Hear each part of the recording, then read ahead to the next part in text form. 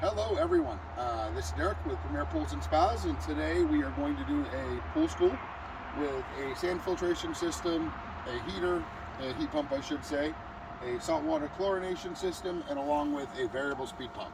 So this happens to be one of our most popular setups right here. There are different types of filtration systems out there. Sand tends to be one of the ones that are a little bit more user friendly, so you'll see most of these in our videos in our backyards. Today we're going to start over here. We're going to start with the pump. Operations of the pump, what is a pump, what is the suction side of the pump, and then what happens from there. So we're going to start with the beginning. The front of your pump is called your suction side, all right? On this specific pool, and most likely on yours, if we built your pool, there will be two main drains at the bottom, and then there will be a skimmer. This happens to be a larger pool, an 18 by 40. We have two skimmers and a set of main drains on here to allow for proper water circulation to make sure we get all that surface debris on the top of the water. This is where all the water is going to come from the pool. So the water comes in here through the intake or the suction side.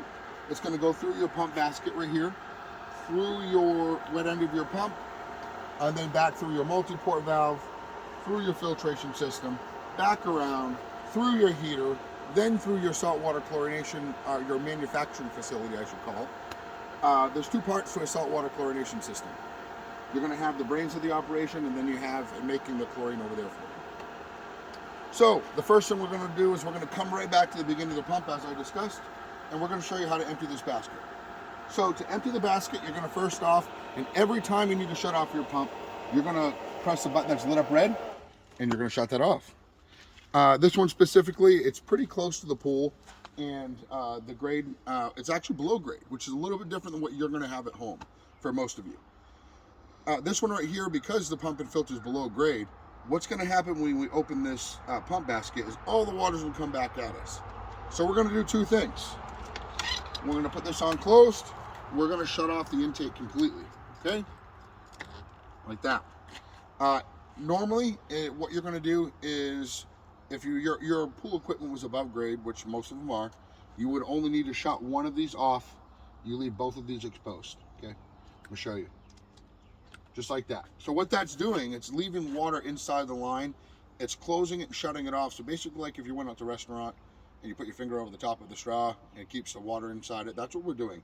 We're allowing it to make sure that your pump primes very easy upon startup.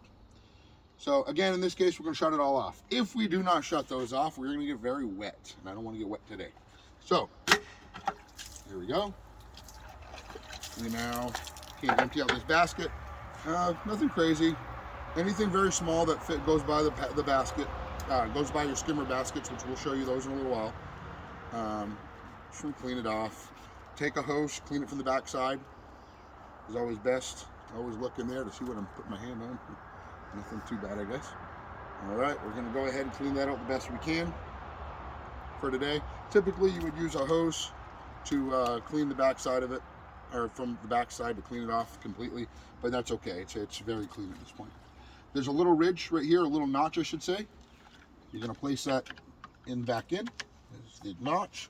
We have that lined up. You're going to make sure your lid, there's a line that says lock align with port. So we're going to go ahead, put that on, make it nice and tight. That's going to align with port. So now we're going to go ahead, in this specific system, we're going to go ahead and open them back up. In your system, you would only had one closed. Okay, we had all of them closed because it's below grade. We're going to go ahead and open this back up. You will not have to put that on closed, okay? You can leave that on filter when you do yours when it's above grade, okay? Again, that's going to be most of you. Only a very few, so less than 5% are actually above grade. Below grade. I apologize. So now all of our suction sides are open. On this specific pool, again, we have two skimmers and a main drain. They're all facing this way, off position to the left, which means that we're sucking water at all three of our points. We now have our multi-port back to filter, so we can go ahead and turn it back on. It was on pump speed number 2 when we turned it off.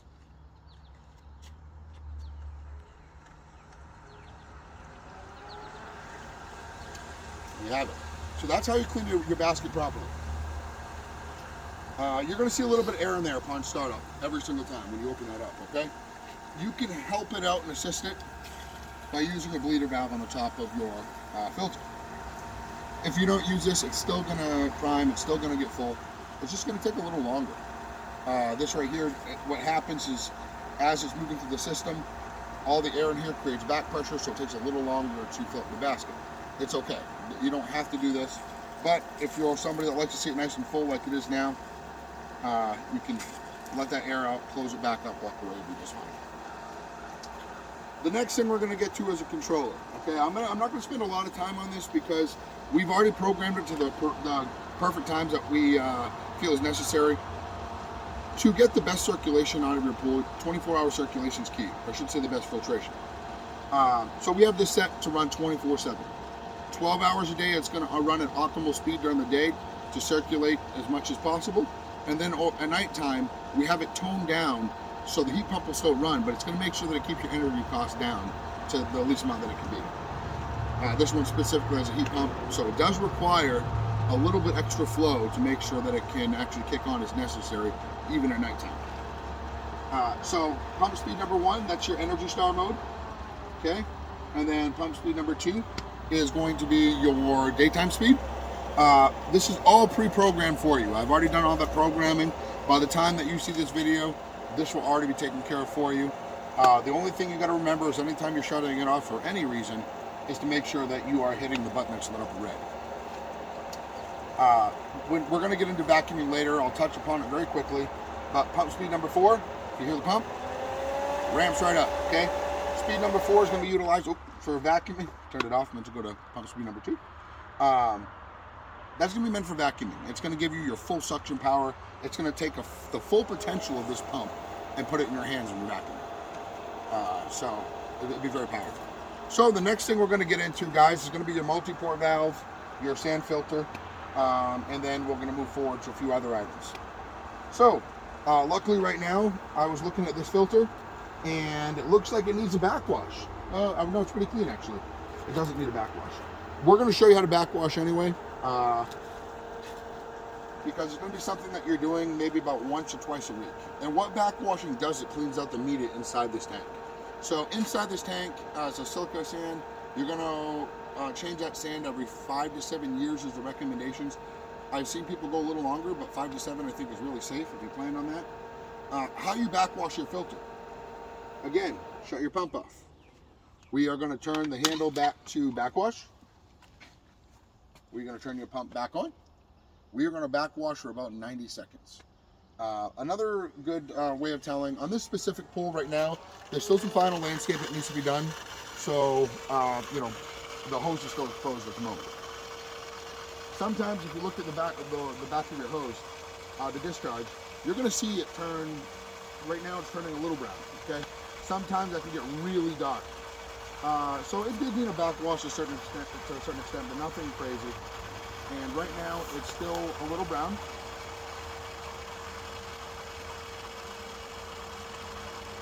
We may not need to go that full 90 seconds all the time. Right now I'm probably going to go closer to 60. I'm just going to keep an eye on the discharge hose, and that's going to give me a sign when I start seeing it turn really clear that I am done backwashing.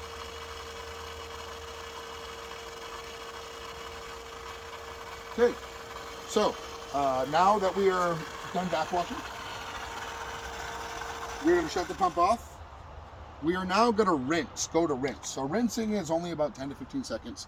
It does two things. Cleans all the multi-port valve, but most importantly, it settles all your media back down in place. So when you're backwashing, it's taking all your media and kind of fluffing it all up, right? And it's making a mess out of it. It's getting all the debris from within the sand. So now by rinsing, we're going to settle that media back down. Go ahead, turn it back on.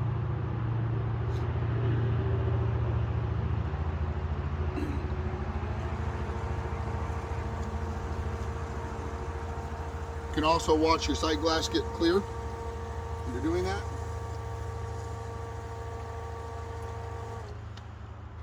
Shut that off. Just going to go back to filter. Pump speed number 2 again. And now our filter is clean. There's a few other things on here that we're going to go over, and just briefly, we have some other items on here such as waste, winterization, closed, recirculate. Those are the three that we're not going to really use much. So when you're using waste, when you're in the waste mode, what happens, it's going to bypass your filter and go directly out the discharge. So if you were able to, let's say that your pool is really dirty at springtime, you could vacuum to waste, and that would allow you not to have to backwash several times during vacuuming. So you would literally be able to vacuum and it's go right out the discharge and it won't go into your filter. Not always do people get that opportunity to do that because your water level is pretty high, and the way that we build our filtration systems, you get a lot of water flow, and you're going to lose your water very, very quickly. So there's not going to be a lot of time to be vacuumed to waste, because when you're vacuuming to waste, your water level in your pool is dropping down as well, pretty quickly. Winterization. When you put this in winterization, it keeps this elevated, your handle elevated. What also happens internally, there's a spider gasket inside. So when you keep that in winterization, that spider gasket is raised up off the surface of the multi-port valve. It allows for any water that could be trapped in there to escape. So that way it keeps your valve from anything from happening. Closed.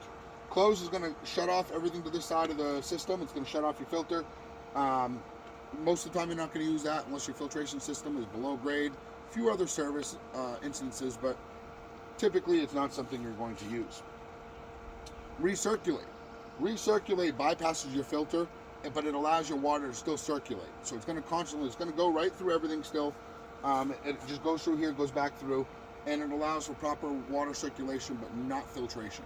For some reason, there's something wrong with your filter, you can put it in and recirculate, still keep your water circulating and producing chlorine from the saltwater system, if need be for any reason. Very rare that I see that, but that is one of the reasons why that's on there. Next, we have a pressure gauge. This is a pressure gauge for the Jandy JS60SM filter. A little bit different than some other ones we've seen out there. A little bit very nice actually, and they're very dependable. It's really nice. We already have this one set.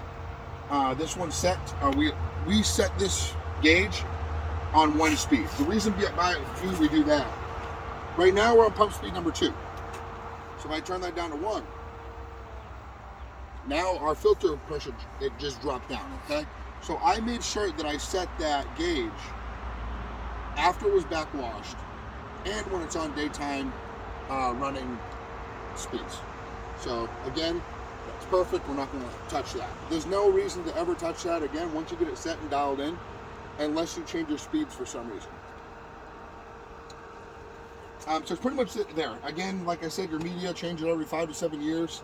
Very little can go wrong there. So there's not really much to talk about as far as the pool school. We do have a great service partner that we work with, so if there's any questions, on the back of the pool school manual that you're going to receive from us, it does have the service provider in there. They're a Jandy warranty dealer as well. So after we're done your project, they take over almost immediately, and they are now your warranty center. The next item we're going to go over are the things that are on the wall. Right now, this is we're going to go over the True Clear Salt system by Jandy. It's a very nice system, very effective, and it's been an incredible addition to the Jandy line for probably about 6 or 7 years, maybe a little longer, but around 6 or 7 years. Very user-friendly. So what this is doing, it's making chlorine for you, okay? So through salt, through electrolysis, it's making chlorine from salt, which is actually happening over there after your heater. This pool specifically right now is running at 40% of its potential. Okay, so if we turn this all the way up to 100, we're now operating at 100% of this potential of this unit. Okay, so we're going to go back down to 40. There's no certain number depending on based off gallonage. Okay, it's a little bit. We preset it off gallonage, but then your biggest factors are going to be how much sun does your pool get and how much use does your pool get. There's some big factors there, and then also your stabilizer level. These are three things, major components, and pH level actually, are going to make a contributing factor to what your percentage is set for on your True Clear system. Right now you're going to see chlorinating 40%. You could also see standby 40%. That's not good. If it's on standby, that means that somebody shut it off Maybe we lost power for a certain amount of time and didn't turn back on. Usually does, but there's a chance it does. It doesn't. It's not the end of the world. And then the other one, I think it's about after a minute or 2 minutes. It takes a little time, but after about 2 minutes of running, you'll see chlorinating. If we shut your pump off right now, about after 2 minutes of no flow, this will say flow on it. Okay. If you see flow, that may be a sign that you get a backwash. Okay. So I'd always check your pressure. But if you see flow, that means that it's not getting adequate flow for whatever reason. We're back to chlorinating at 40%. In a little while, we're going to get into a couple of things as far as adding salt, how often to add salt. That's all going to be at the pool itself. That's nothing to do with over here. So over here, it's just all the operations and of the filtration system. Anytime you're adding salt or any other chemical, it's going to be at the pool. Some of the things on the wall that I actually didn't discuss, so we're going to talk about quickly. We have, this one specifically has a wireless switch with it, which comes a little bit fancier of a control and also app compatibility there. So we're going to go put that back in there. Lights, you're going to go on and off, press it on and off, on and off. Every time you toggle back and forth, it's going to go through a different color. And then there's also, I believe, there's about 9 different colors and 5 light shows. I could be wrong, somewhere's around there. They add and take away frequently. So we're going to go ahead and put that back in there for now. But the lights are very on and off, very easy, user-friendly. Typically, if you don't have the wireless switch, it's something that some people add, some people don't. You're going to have a red flapper switch. You'll toggle that up and down, up and down. That will get you through all your colors. Going up and down, toggling, and you'll go scroll through all your colors. You stop on the one that you would like.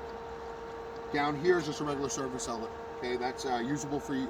Our service team is very helpful when they winterize your pool, but feel free to use it. This one's kind of far away from the pool, so they may not use it as much. But if it's close to your pool, it's your outlet. Use it as you please. Okay, so next we're going to go over the operations of the heater, which is very easy, and then we'll get into the returns. Not everyone has this. This is, a couple water features that they happen to have. But as far as the heater goes, it's extremely easy to use. So all you're going to do is go over to the hand button, POL, set it to your temperature what you want, okay? 83, let's say, right? They had it at 83. Now you're going to leave it alone for a minute, let it go back to what the water temperature actually is, 84. So we're actually going to go a little higher. We're going to go to 86. We can make it kick on.